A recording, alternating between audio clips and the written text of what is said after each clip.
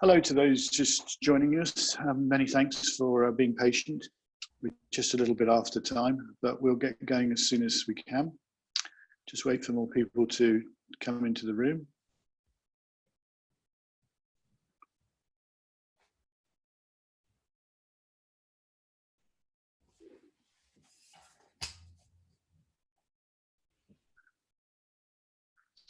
For those of you who are joining, please start to use the chat pane if you like. You can tell us where you're from, and that it means other people can also see who else is in the room with them.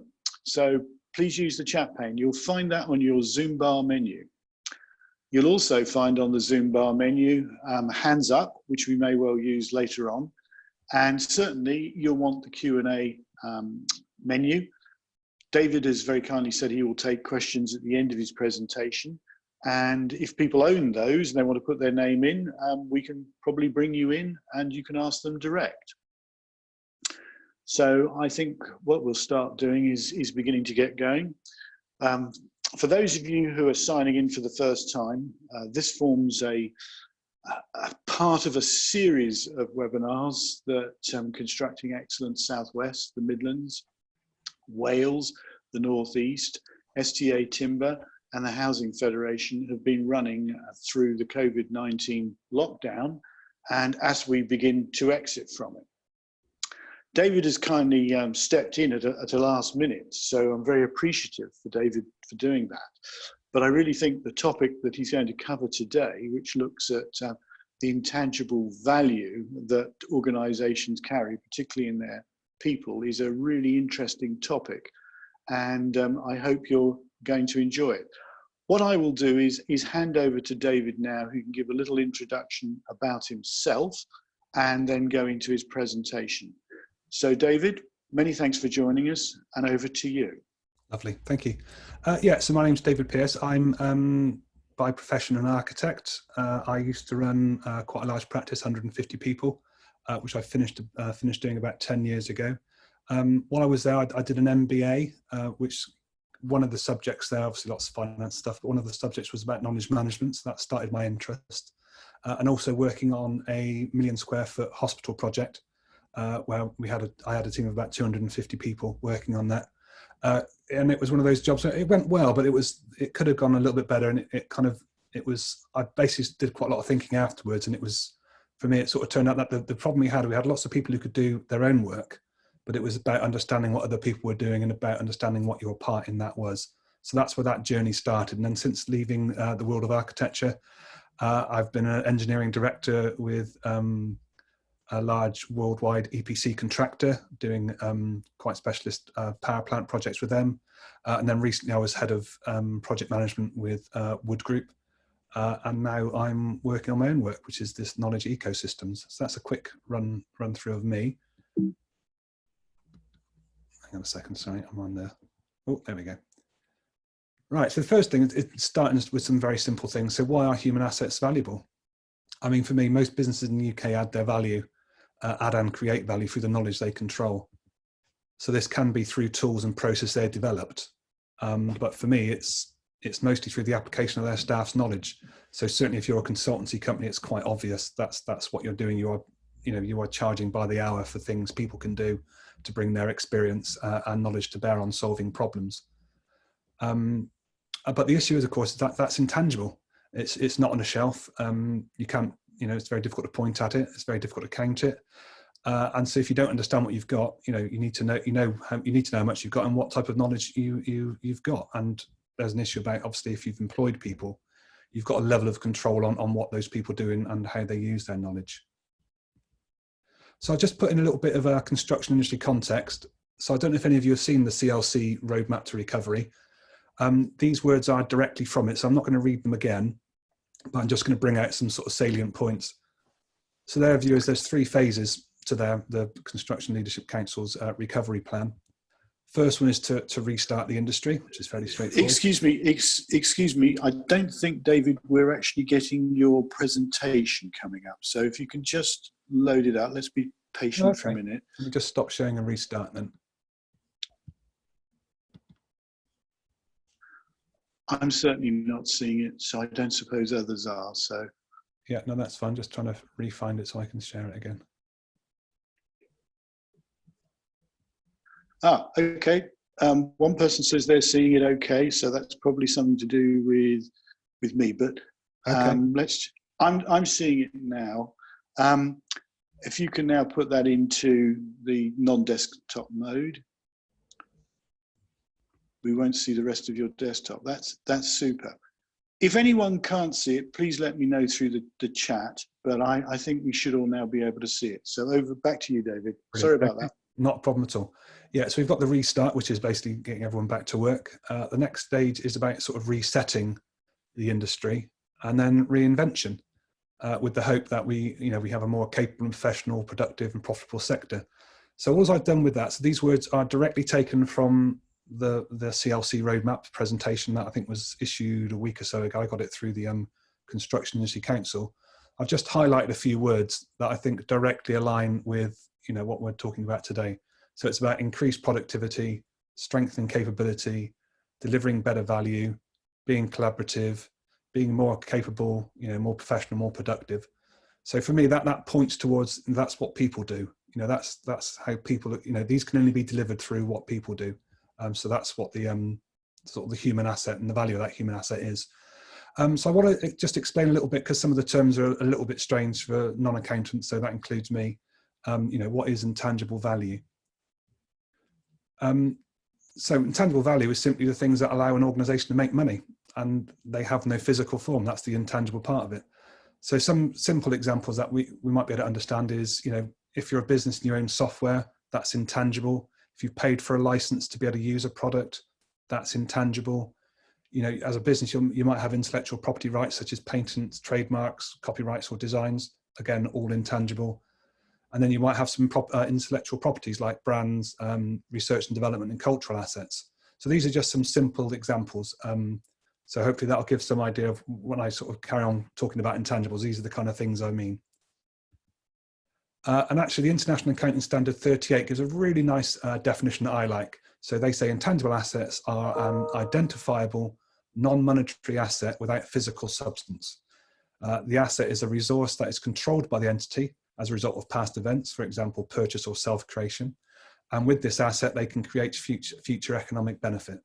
So just as, for me, from that, the three critical attributes of an intangible asset are they're identifiable, i.e. you can say this is a thing. You can take, so this is the difference between intangible and goodwill. Goodwill is a bit of a catch-all statement of things where people don't really understand where the value is.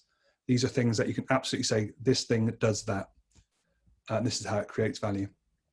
As a business, you need to be able to control it. You need to be in control of it.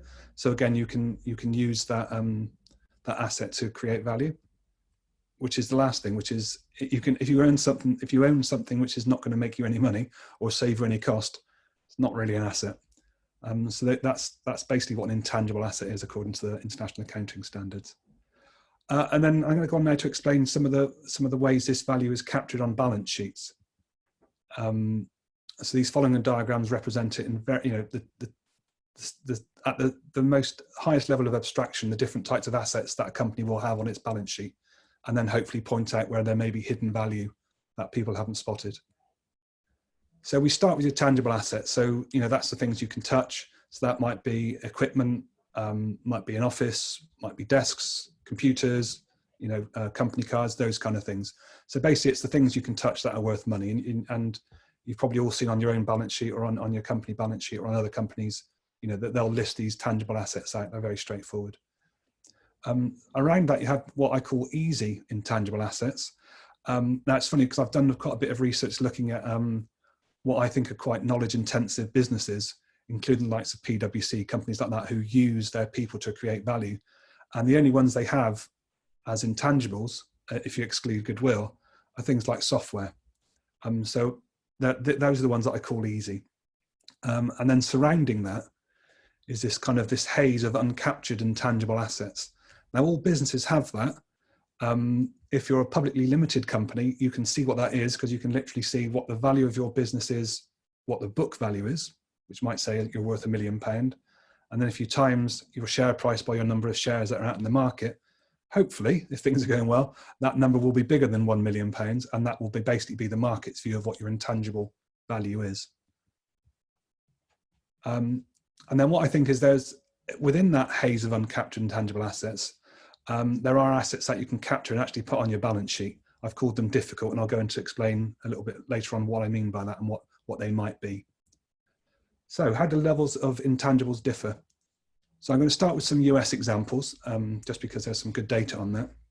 So back in 1975, if you looked at overall value of company, so this is done literally by the how many shares as a business got times by the cost of those shares in the market, it shows that there was the intangibles were worth 17% of the overall value of the company. So as you can see, that the businesses at that point were quite high, sort of high bias towards tangible assets. If you move forward to 1985, that moves to 32%. So John, this is one for you now. This is the question one. So going back, so you can see it was in 75, it was 17%. 1985, it moved to 32%. So coming to today, what do we think that current percentage of intangibles will be? So do we think it's stayed the same, gone up, gone down? And there we go. So I won't submit an answer because that might be a bit unfair. So John, give me a shout when you've got them, and I can move, if you want to share what the answer is, I guess, and then I can move on and explain what it actually is. Yeah, will do, David. Yeah, so they're coming in thick and fast, about half the audience so far.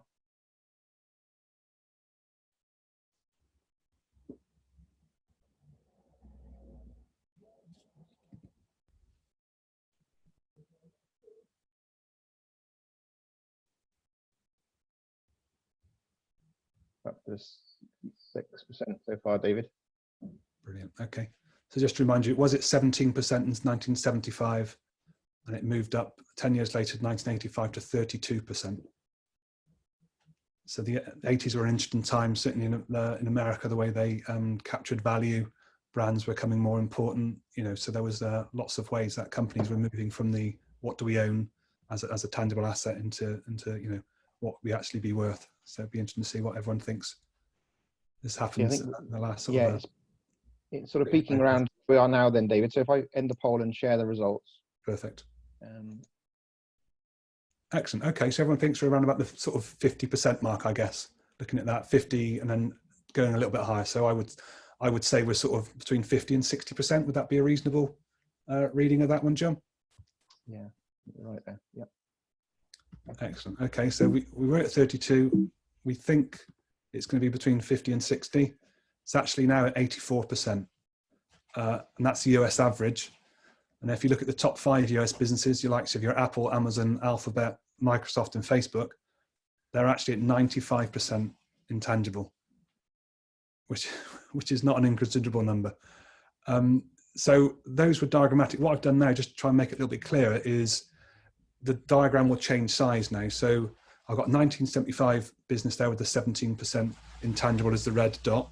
The blue circle, which is the tangibles, will stay the same and the red will grow.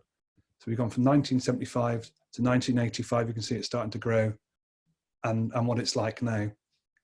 So just to put some numbers on that, if you're and so kind of, I'm going to now look at not the dates, but the percentages. So if you are a business now worth $10 million with a 1975 level of intangibles, and you manage to increase your intangibles to a 1985 level, your value is now up to 12.2. And if you can get it up to the average in America, which is the 84%, your business can actually be worth, 51.9 million. So you can see the difference in the value of a business if you can get the intangibles recorded correctly and understood is quite big. And a lot of that might just be down to the way the market wants to think about intangibles. But it's interesting, you think of someone like Amazon, they do actually own a lot of tangible assets. They've got a lot of server farms, a lot of fulfillment centers. They hold a lot of stock, and they're still at 95% intangible. So it's the world thinks they're worth, they've got a lot of stuff hidden away. So the next question, sorry, for you again, John, is what do we think the current percentage value of intangibles for UK companies is? So I just go back a slide. So in fact, I'll go back 2 slides. So in America, it's 84%, with the top 5 companies being at 95% intangible. What do we think the level of intangibles is for the UK company?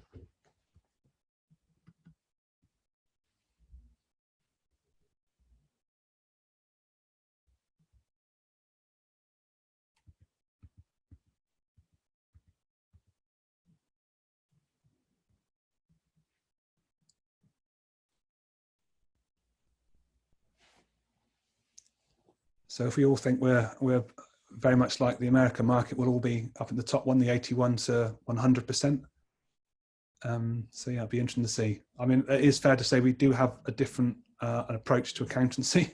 The document I mentioned, the ISA document, which is the International Accounting Standards, they're not taken as read in all countries. We do different versions. We take our own view of what that says and how we interpreted it locally. So I think I'll go on to talk about that for a little bit later on. So yeah, I can tell you for now, just to give you a bit of help, we don't do it in the same way as America does. How are we looking, John? Yeah, I think most people who can or do want to vote have. So let's show the results, David. Excellent. Excellent. Okay, so we're thinking that looks pretty much like the one we had before. So we're thinking sort of probably 60 to 70%, I guess, looking at the way, because they're certainly most people are above 41%. So yeah, we've got the best part of 90% between 40 and 80. So if we take the average of that, we're talking 60 to 70, I think. So let's see where we really are. So quick reminder, the the US model is about 84%. And then the current UK one is 22%. So we're quite a long way back. We're almost down to the 1975 level of the American market. So for me, this highlights a couple of things. One is, as I said, we manage intangibles differently and capture them differently. But actually, there's also we don't have the right view of intangibles, and we're not pricing them and capturing that value correctly. So what realistically can we increase the UK level to? So as I said, we're at 22% currently. And the Chartered Institute of Management Accountants thinks that a reasonable target is 64%. So that's tripling the level of intangibles we're recording as UK values. So that's not inconsiderable. So again, using the different sizes, if you're an average UK business on the current rate of 22%, you'd be worth 10 million, and you were worth 10 million. If you manage to get your intangibles up to the target figure of 64%, that more than doubles the value of your business. That takes you up to 21.7 million. So this isn't a small idea. It's worth a lot of money, I think, and it's worth a lot of value to the businesses and the UK generally. So what is this hidden value? I've mentioned some of this already, but I'll just go through it in a little bit more detail. So basically, my argument is within these this uncaptured intangible asset haze, there are some areas that sort of coalesce where it's much easier to spot this value. So what I've done is I've used the terms easy to difficult. These words are taken from a HMRC document, and they use it. The easy is the values that companies are likely to capture on their balance sheet, and what I've called difficult are ones that they believe are currently unlikely to be on a balance sheet. But that doesn't mean it's not possible, and that's obviously what I'm talking about today. So we start with the nice easy ones. So as I said, software is the one most companies do. Some development expenditure and licenses. So these are quite straightforward. You can see when you've paid for them. The value of them is quite straightforward. There are simple accountancy methods of depreciating them, etc., etc. Then you've got your intellectual property rights, like I mentioned earlier, such as patent, trademarks, copyrights, and designs. Moving into intellectual property such as brands, research and development, and cultural assets. Moving on then onto statistical intangibles such as organizational capital, training, and data. And then finishing on the ones that I'm personally interested in, which are the knowledge human assets, such as know-how, methodologies, expertise, and algorithms. So I've added a note of caution there that not all of those can be captured on the balance sheet, and that's where the UK and Ireland, under their FRS regulations, have taken a different view on what can actually be classed as an intangible. So things like brands, if you've created that internally as a business, if you started a business and you've built a brand, you're not actually allowed to put any value for that brand on your balance sheet. But if you then go and sell that business, you can, because then someone's put a value on that brand, and then it can go on the balance sheet. So that's one of the reasons why if you've got a business that may not have a lot of apparent value on their balance sheet, they've built a very good brand. So a lot of sort of software companies are like this. When someone goes to buy them, they buy them at crazily inflated prices, which don't make any sense when you look at the book value, because what they're doing is they've priced these intangibles And by buying the business, they're allowed to then put them on the balance sheet. So if we look at the intangible knowledge asset types, for me, they fall into two broad categories. You've got the human asset, the knowledge retained by people. So that's people's know-how, their expertise, their skills, things like that. And then you've got the knowledge of people worked up into captured forms. So you probably have some of these in your own business where you create processes for following them, whether it's project management processes or the way you produce services. A product would also be worked up using the knowledge and know-how of people. And then software as well, and sort of IT things. So if you're an architect, for example, you might have spent a lot of time building Revit families, that kind of thing. That's actually got a value. It costs you money to produce it, and actually you could put that on your balance sheet. So then we're going to go on a quick bit about, this is kind of really about where we are now in the market, about protecting your intangible assets. So, when you understand the knowledge retained by people, you can work out who knows what, who's adding value to your business, who helps create new knowledge and offerings, and who works to convert know-how into captured forms. So this is basically trying to think about what people do in a slightly different way. So move away from the, people as a commodity. So I need 12 architects. I'll go and buy 12 architects, and they're interchangeable. They're just architects or engineers or whatever they might be.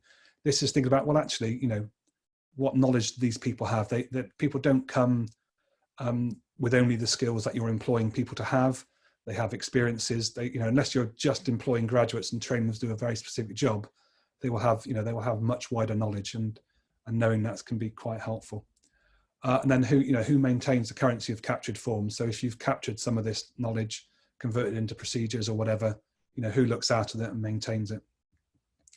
And then only when you know this should you think about, can resizing happen? So think before firing. So, who amongst knowledge workers captured in the definition above are in areas which are core to your ongoing effectiveness and future success of your business. Many people not captured by that definition probably provide commoditized labor or services that can be let go if the demand for their service has reduced. So a good example is BA. Obviously, they employ lots of pilots. If you're not flying planes, do you need that many pilots? That's quite a commodity, even though it's a specialist service, it's a commoditized labor. And unfortunately, there's probably a lot of that within, certainly with what's happening with aerospace wider, you've got people who've worked very hard, building up great skills, working for the likes of Rolls-Royce. And because, the market's not looking for as much input from them at the moment, unfortunately, that labor has become commoditized, and you turn that off and you reduce those skills. But the other thing I think to realize is, if that commodity is in short supply or is incredibly specialist, you really shouldn't be letting go of them, because you just won't be able to get them back. So from a construction point of view, that kind of happened 10 years ago, where obviously when we went through the recession, lots of people left. A lot of them never bothered coming back to the industry. So all of that knowledge they had has just been lost. So what's additional value unlocked by capturing what you know? So this is sort of my area of sort of interest really. It's it's what can you do when you actually captured some of this. So when you know what you know, you'll know who to protect because who knows what. So where the knowledge of your business is. You will know what you don't know, and therefore where to invest. So when you've captured the skills and knowledge your team have got, and you've mapped that out, you can work out what you don't know. And so therefore, it might help you with working out where you want to train your people in the future, where you might want to bring new people in, or where maybe buying another company that has specialist skills in the areas that you're looking at. And also when you know what skills and knowledge you control as a business, you can actually bring them together to create new offerings. So this goes back to this idea that, like I said, is people aren't commoditized as individuals. They'll have the skills and knowledge you've brought them into the business to do, but they'll have lots more. And what you can do with that, when you understand that, you can bring them together to create new offerings. So, if you want to suddenly do a new building type, let's say, if you're an architect, maybe you don't need to employ new people. Maybe those skills are already in the people you already have. You just don't realize it because they've been doing something else. And then when you've got a full understanding of what you know, you can reuse it to increase effectiveness. So if you've got a big business and some people are more efficient than others, by understanding that that's basically based on their knowledge and the way they deliver their service, you can use that learning and spread it over to other parts of the business to increase your overall effectiveness and obviously therefore your profitability. And then another one really, and again, it's important for now, if people are going to leave, what do they know that you're going to lose? Do you want, is it okay for them to walk out the door of what they've learned, or do you need to capture some of it and make that investment before they go? And that obviously works for any reason why people leave. So it's funny, I've worked in businesses where they've had members of staff for 20 or 30 years who are really important to that business delivering. And you hear that they're retiring. You go, well, what are you doing about it? They say, well, we're having a party. You go, yeah. You give them the clock. You let them the mill. Aren't you going to capture what they do? What they know. Aren't you going to try and turn some of that into procedures so that knowledge isn't lost to the business? And it's interesting. A lot of businesses just let that knowledge walk out the door. So this is just a quick introduction to something else, which just because it was mentioned on the flyer, which is about how people share, and that there are 3 stages. So it's just important to a bit of background to, when you are thinking about this, about a simple tool you can use. So the first one is offering, which is the sort of the left-hand peer there, which is, the people you have, are they willing to share what they know? For me, it's if you've probably invested in people, you've sent them on training courses, they've certainly learned skills on projects that they're working on. And a lot of people and a lot of companies are happy to accept that these people just have that knowledge, and they keep it to themselves. They walk out of the business with it. It's, you've got to get to the point where, if you're investing in that and you're paying for that knowledge, it's only fair that people share that with others. So that's the first thing, is you've got no sharing culture if no one's offering to share what they know. And the next thing, which is the right pillar, is can you find it? It's kind of critical. If you've spent the effort, you've got people willing to offer their knowledge, you've spent the effort on building a system to capture it from, can you find it? And there's lots of examples when I did some research quite some time ago where, people, we do lessons learned, it's fine, we capture it. I said, yeah, what do you do with it then? Well, we file it. Well, where do you file it? Well, we file it in the project. Okay, what happens after a year? Well, after 6 months, each project gets archived away. And I go, so after 6 months, that knowledge is basically gone. You've spent the effort, you've captured it, but no one can find it, which is a bit of a wasted effort. And so let's assume you've got people who are willing to share. You've got other people who can find that information. Do people use it? And there's lots of psychology around, not invented around here, things like that. But it's the most important one for me, is if you've spent the effort capturing all this knowledge, you've got to make sure people are using it when it's appropriate to use it. And obviously underlying that is culture. If you don't have a culture that leads to sharing, then it just won't happen. So what could this be worth? So what I've done here is very, very simple. These figures are incredibly rounded, but they allow you to sort of maybe make some mental calculations for your own business. So let's assume you've got a business has got 100 staff with an average cost to employ. So that's important, not what their salary is, but their cost to employ of 100,000. So that would be a salary of about 70K. So that's quite high, but again, I've just done it to 100. So if all your staff are, if you've got 200 staff and they're all getting paid 35K, these numbers are about the same. So just to allow the calculation to be done by yourselves. So if you assume that an average of 10% of their time is working, developing the offering, i.e. building knowledge, and not just, doing the cookie cutter, not just stacking the shelf, not just doing the same thing they've always done. And I think if you think from a consultancy business, if your people are spending anything less than 30% of their time, they're spending less than 30% of their time developing new knowledge, why have you employed them? You want people to do new things, be creative. So let's assume for this argument that it's 10% of their time is for that. That would result in an extra £1 million of additional assets created each year. So the way it's captured on the balance sheet, it does have to be amortized. So these numbers I'm going to show you now are just taking account of a curve of sort of writing that value off. So over 5 years, that could be worth 4.7 million. And over 10 years, that could be worth 8.4 million. So as I said, that's only working on a very conservative number of 10% of their time. So that's quite low. But as you can see, so you can work out if you've got a staff of 10 reasonably well-paid people who add value, that might be worth an extra 100,000 to your business. So just to give you an idea that there is value there. So this is the last question, John, which is, how much do we think all these intangible assets could be worth to the UK each year? So just some numbers we've put together. So just looking at that, if it can be worth, an extra £1 million to a business with 100 staff, what could that be worth across the UK? So I've done basically, as before, I've done a very simple high-level calculation, and I can explain where I've got those numbers from. I'll just give you a chance to do that.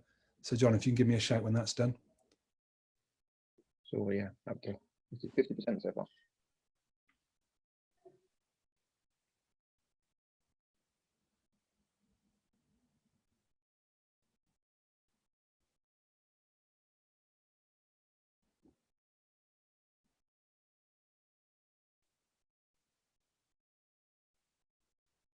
Okay, David, I reckon we should stick with that. Brilliant. Okay. If I just share the results. Okay, that's interesting. So we've kind of got the high numbers. It's difficult to know what to put down as the range. So yeah, the vast majority think it's over 30 million. So that's good. Okay, so I'll just show you the way I've done a very simple calculation. Oh, sorry. So these are 2019 numbers. So hopefully these haven't changed very much, but just to give you a heads up where the number comes from. So last year there were over 33 million people employed in the UK.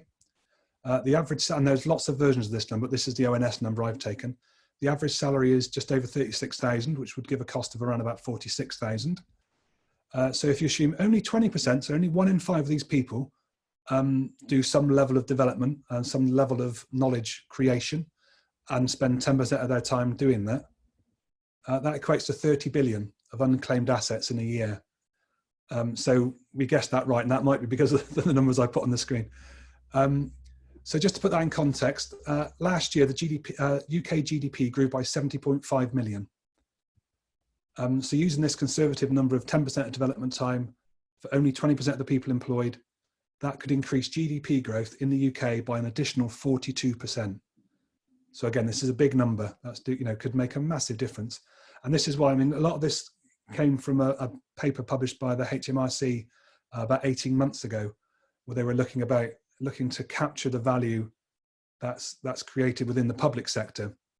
But obviously, as I tried to explain, it's also available to the private sector as well. And this is why, because they know it could make a massive difference.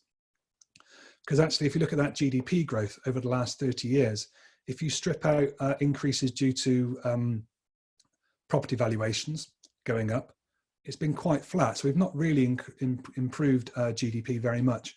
And there was mention of it again this morning on the news about this issue we've got about the productivity issue, where we don't seem to be producing more each year. We just continually create the same value. And my view is a lot of that is because we're not capturing the value we are creating, because it's not tangible. Therefore, it's slightly difficult. So it's just a little bit about knowledge ecosystems, about how we differ from other companies who deal with these kind of things. So we don't compare companies to other similar firms and make an estimate. We actually undertake a bottom-up review capturing real IP, which allows them to be added to the balance sheet if you wanted to. Obviously, if you do put these assets on a balance sheet, that does increase your profitability in a year, which means it could increase your tax as well, which is why some companies won't do it. But you can still know it without putting it on your balance sheet. And as their real intellectual properties are captured, they can be used to create more value. And most importantly, I think we don't estimate what value there might be in a business. We actually capture what there is. So how we can help with companies, and I'll just run through these very quickly. We can help a business understand the potential value of their unclaimed intangible assets. We can capture this value so it can be added to a balance sheet if required. And we can, most importantly for me, we can help make the most of the intangible assets a company has. So I just want to finish on a post-COVID world. Whether we're going to have one or whether we're going to have a long tail is open for discussion. And obviously, if you're in Leicester, it's quite an important comment at the moment, quite an important point. I mean, for me, the question is, will our current experiences accelerate our move towards a more intangible world? Do businesses need all their tangible assets, such as office space? So a couple of examples. You've got universities. With the University of Cambridge announced a month or so ago, they're not going to do any face-to-face teaching next year. So they've got all of these seminar rooms, all of these lecture theatres that currently aren't, they won't be using next year. Obviously, no one's going to say get rid of them all, but actually maybe they'll go to a dual model in the future where lectures are there if you want to attend them, but actually they're all online. I know already all universities put their lectures online anyway, so I know a lot of people don't bother turning up and watch them remotely. So already maybe you could halve the number of lecture theatres, things like that. You can reduce your estates down. And for consultants, we're all, or most vast majority of us are all working from home now. So do we need all these huge offices?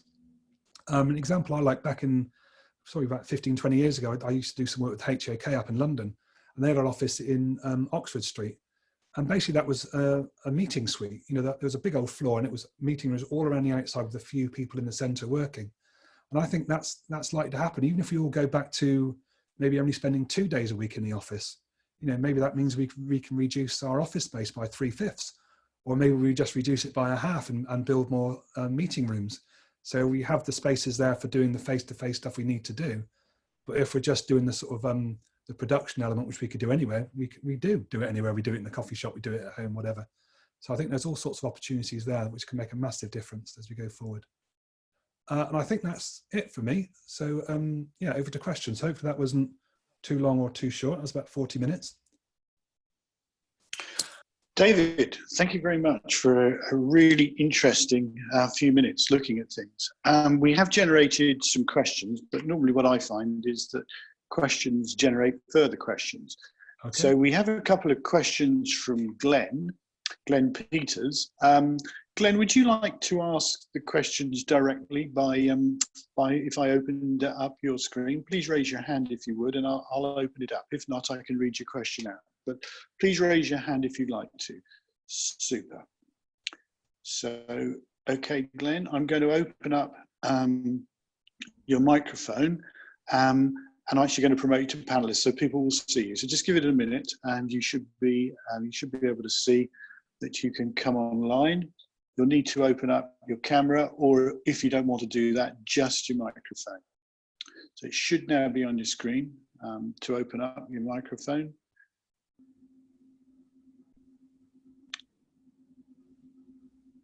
Yep. So there we go. You can now speak directly, Glenn. So carry on. Okay. Hi. Thanks hi. again. Thanks again, David. I love the idea of the GDP being increased by 30 billion, etc. Those are great ideas and obviously a huge opportunity. But I'll tell you the conundrum that I face with these things. I have an SME, a very small startup company, and we make low carbon homes for the affordable sector. And I believe we've created a tremendous amount of intangible value. The big problem is how do you realize that value? Because we're fighting a battle with this, highly valuable design against an industry that's very resistant. They're locked in bricks and mortar. And although we're told around us by everybody that we face this huge sustainable energy revolution, that value, that locked-in value, is incredibly hard to realize. So although I might say that that sort of probably 80% of the value of my company is in this huge amount of intangible assets, the difficulty is that value is only in the eyes of the beholder, i.e. the customers who buy the products, I just wonder how you meet that problem when you're trying to convince from an accounting perspective or a future accounting perspective. How do you reflect that? Yeah, so basically what we're talking about here is R&D, research and development. What's interesting, so I don't know if you're aware of the R&D tax credits. So that kind of works in the same way, but you get the money back in a different way. So if you undertake research, which is basically what you've been doing, or the front end, the first part of the work you were doing was definitely pure research, that cannot be classed as an intangible asset. But as it's research, you can actually get a tax credit back from the government for the work you've done. And that might be for 100% of all the time you spent in that early development. So, but when you've got a product and you just continually make it better, that can then be classed as development, which can be classed as an intangible asset. So what you need to be able to do for it to be an intangible asset is to be able to recognize it as such. So that's some of the work I've done, is working out ways of, well, how do you capture that? Because what you can't do is, we've got a product in the round and we think we spent this amount of money and this is why, and this is what we think it's worth. You can't really do that. What you need to do is break it down and say, okay, as part of what we've done, as we develop it, we've improved or developed new methods of reducing carbon or increasing sustainability or making it easier to construct. If you can start to capture them and, you know, literally what they call recognize them, put a line around them and say, this is what we did, this is how we've developed it, and you capture how much time and money you spent doing that, then you can actually put it on your balance sheet as an intangible asset. That's absolutely allowed. So does that make sense? Theoretically it does, but I suppose from the point of view of somebody externally trying to value it. See, I mean, I go back to sort of things that people like Zuckerberg, etc., said in the early days of technology development. When people asked him, how big is the market? And he said, the market is in infinity. It's just so huge, it's not even worth thinking about, you know. And in a way, I could quite easily sit on my high horse and see the same thing. The market for zero carbon housing is infinity, but it's funny saying that, going from, and I mean, we haven't just got it's not R&D. We've actually got, you know, we've got hamlets and villages out there, but at the same time, going from the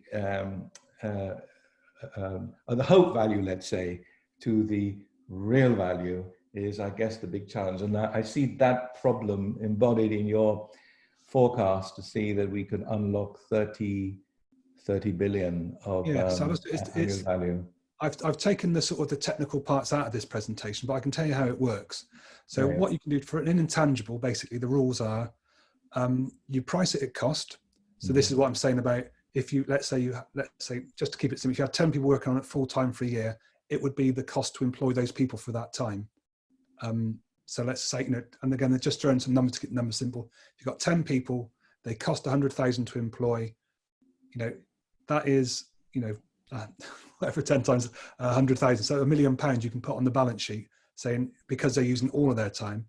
So what you do is, so let me start again. So the rules are, you have to price it at cost. So it's how much it costs you to do it. So that would include bringing in external consultants.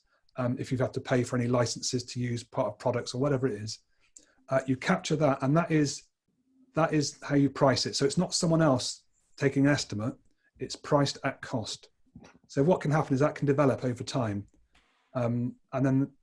But the reason I put it over 10 years on my example is for a company, is because it's got a finite life. So as far as the tax man's concerned and the tax authorities, is your knowledge or whoever's intangible asset has a fixed life for 10 years, and it actually amortizes, so it reduces over that time as well. So like I said, so if you've done some work, if you've done it years ago, you've missed your chance to put it as an intangible asset. For something in your current financial year, it's priced at the cost it cost you to do it. That's the value, and that obviously you can build up on that each year.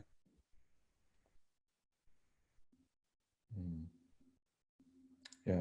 Could I make a comment here from sort of personal experience, that actually realising the intangible values may actually come down to the simple things of selling your business. I mean, for example, I did some work 6 years ago with a professional services firm, and what they did is they bought up other small firms initially.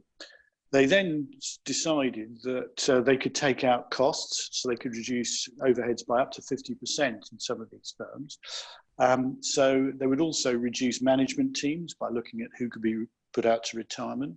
We looked at the things of the attitude of the senior partners that remained, their capability for the future, and smaller teams, and also what future capability the organisation was recruiting for the future.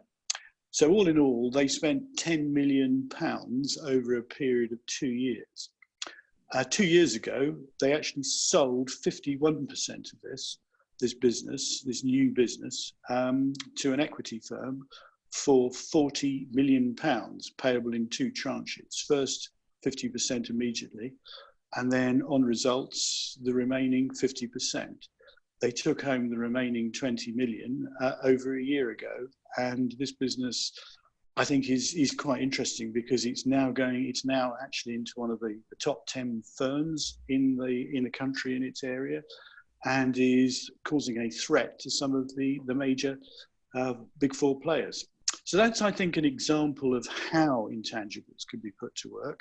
I'd be interested in David's view. I mean, we looked at actually the on-cost of employees being double their salary, because you're taking in, rents for property, all sorts of other things, the cost of giving people space, the cost of their expenses, pension contributions, and everything else. So if you just took 10% on them, that would make a large sum. We took 30%, and in terms of the investor, they thought they were getting a snip. Yeah. So that's, in my view, a way of looking at it, and that was a conceived plan put together on the back of a fag packet with a guy, and we quickly realised it. Brilliant. Yeah, like I said, for me, it's there's 2 things. There is a monetary value to capturing this knowledge, but for that's almost a byproduct, or a benefit at the end. Because for me, it's as a business, you need to understand these things. You need to understand, where is the value creation? Who are the right people? And in a small business, it's kind of quite straightforward because you sit around them. But as soon as you get into a larger business, anything over about 15 or 20, these people might be working from home, might be in a different office, on a different floor, whatever it might be. It gets very difficult to understand that. So that's when it becomes important, I think, to sort of undertake some of these studies to work out what it is you do. And like I said, my last business, the large business I was working with was Wood. They had 60,000 employees. They haven't got a clue what they know. They've got a lesson system which is unusable, because they always are when they get to a business of that size, because they haven't thought about how people use things or whether it's got any value. And because it's difficult to use, no one uses it, so it has no value, and it just carries on because no one wants to maintain it. So it's not good. And I think that, like I said, it goes something to understanding and unlocking this sort of productivity conundrum we have in the UK, because we just don't realise, that we're moving to an intangible world. That's where all the value is being added, and we're not capturing enough of it to make it look like we're doing well as a country. Do we have any more questions from anyone? If you have a question, you put your hand up. I'd be very glad to bring you in so that we can put your question to David. Right, I've got someone here. Thomas, I'm down now to bring you in, to promote you to panelists. So you've got a choice. You can either come on your camera as well, or... Yeah. Thomas, thanks, we can see you. Carry on. Okay. Thank you very much, David, for your presentation. I really kind of pick up what you're saying. I'm an architect as well, in terms of background, and I'm interested in the fact that you've gone into looking at the value of of people, the value that people bring to a business, to an organization. So currently I am leading building information modeling and digital processes implementation for a business unit in a construction company. I think picking up from one of the previous questions that came across, is that whole thing of trying to demonstrate to either senior management or other people within the business as to the fact that you are probably spending a fair bit of time investing quite a fair amount of time looking at ways that will eventually, one, it will answer the questions or requirements that a client is asked. In other words, you're being asked to provide a BIM level 2 job. And then secondly, you are looking at helping the business or the company to be efficient in the way that it manages its projects. And also you're also more importantly for me, though, it's you're looking at mitigating future risk, because in some of the digital processes that we are working with, you might, if you do it properly, that's fine. You may not realize, sort of the value of what you're doing, but come a time when there are claims, and if you can demonstrate that what you did was right, or you did what you were asked to do, what you followed the process, and you can demonstrate it through some of these digital captures or going through this BIM model or whatever, then somebody would begin to actually see the value of the work that you've been doing. But in the meantime, when everything is going on fine, that may not come across like that. So my question would be, in some of these initial stages, how do you demonstrate, how do you show this intangible value? I mean, I know you've touched on it, but I'm just sort of thinking of whether you could, there's sort of a quicker way, a sort of back of a fag packet carp that you could quickly say to somebody who might say, well, I know you're doing BIM, but I don't care. I want this building done by such and such a time, or oh, by the way, I just the client is not paying my retention. Just sort of get on and do this. So it's just how do you demonstrate sort of this intangible of what you do? I guess you've touched on the big thing for me is people think, companies think that when people are doing things, it's costing them money. They see salaries as an outflow of cash, and it's like, if I can do more with less people, then that's a good thing. And they're missing the point that the way you do more with less is by capturing learning. And BIM's a classic example. Like you said, you might spend 20% of a year building Revit families, building sort of, I'll walk off my knowledge of BIM very quickly. The way you solve things, way you produce drawings, you can develop that, and actually you can say, well, okay, on that project, let's say I spent 100% of my salary for a month on that project. Actually, 30% of that, we charge that 100% to the client, so all my costs are covered and you've made profit. But I've built an asset, and you can say, it was, so let's, again, making something, let's say it was for a school. So I've now built a box of assets, which are intangible because they're all in the system, that work with whatever software they are. So when we next do a school, that will make us more efficient. And the business to go, thank you very much. And they could put that on their balance sheet, or they could choose not to. But for me, it's about changing people's mindsets, which is salaried people are not an expenditure. They allow you to do your work. And if you get the right kind of people and you give them the right sort of support, they can actually create and capture all this additional development and quality asset, basically. So you can basically pay for yourself twice. You get the income from the work they've delivered for the client, and the work they developed for you, which you can use elsewhere, which has got value. And it's trying to get people to understand that mindset. And if that means you have to put a pound sign on it and say it's an intangible asset that you could choose to put on your balance sheet, then I'm not averse to doing that, even though it might seem a little bit strange when talking about people's knowledge. Thank you. Okay, I hope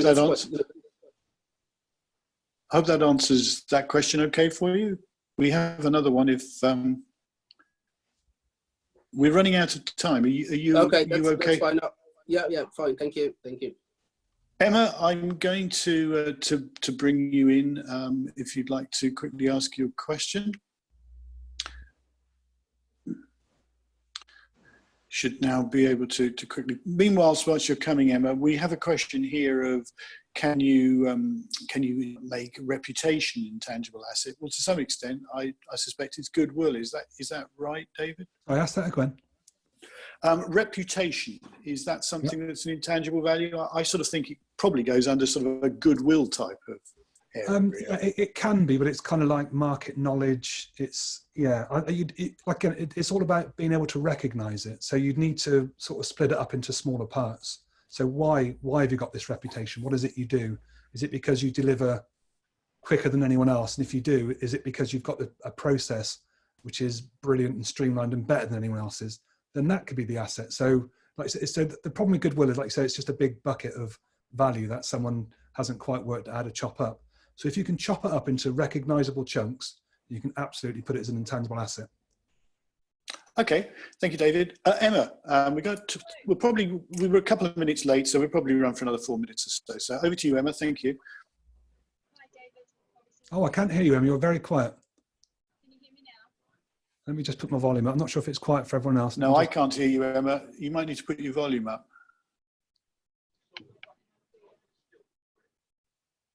Have another go, Emma. Any better? No, you're really, really quiet. I'm not sure. Do you know where your microphone is? Is it sort of a... I'll type it. Type it in, and I'll ask it. We'll put it Nice up to on see the you, Emma. screen It's in a been a minute. while. Okay, thanks, Emma. Okay, so whilst we're waiting for Emma's question, I'll just say that later in the week we have another interesting session on Friday, which is actually going to look at a key topic that I think is fairly similar, and that is what can we learn from various disasters that have happened, and in terms of looking at the oil sector, which has had some disasters, what can the construction sector learn from this, given that things are all not perfect? So I've got the question now from Emma that's come up. Can this easily apply to non-service sectors, e.g. manufacturing? That's Emma's question. Yeah, absolutely. I mean, what happens is it splits into two, because in theory, manufacturing, the sort of people knowledge will end up being developed into a product that you manufacture. But the development of that and the maintenance of that is absolutely, that's the intangible part. You don't kind of you don't kind of create a product and then just leave it, or if you do, it's not going to last for very long and people aren't going to choose to buy it in years to come. So it is absolutely, it's anything, any development cost. So like I said, there's a line between research and development, and when it's pure research, it's not an intangible. So when you're doing sort of, literally doing the blue sky, thinking of how are we going to solve a problem, then no. But when it starts moving into, you've turned it into a product, or the bones or the plan of a product that you're going to create, then it can move into development. Now you might choose to leave it and call it R&D because that might be more advantageous from a tax perspective. But absolutely, if you've done it and you can't call it R&D anymore because you've solved the technical uncertainty, but you're continually making this thing better, then absolutely you can claim that as an intangible. Okay, our time is just up, sort of on the hour. So what I'm going to do is thank you very much, David, for stepping in for a really interesting talk. No problem at all. Would you be able to send us a PDF of your presentation? Because what we can then do is put it online, and I'm sure there'll be a number of people who might like to suggest this to colleagues or friends, and they'll be able to then go to our site, they'll be able to listen to it all again and to see your presentation. Yeah, great stuff. Many thanks. Lovely. Many thanks for all of you who've joined us today, and please join us on our next session, and we'd like to see you on Friday. Many thanks indeed. Bye-bye.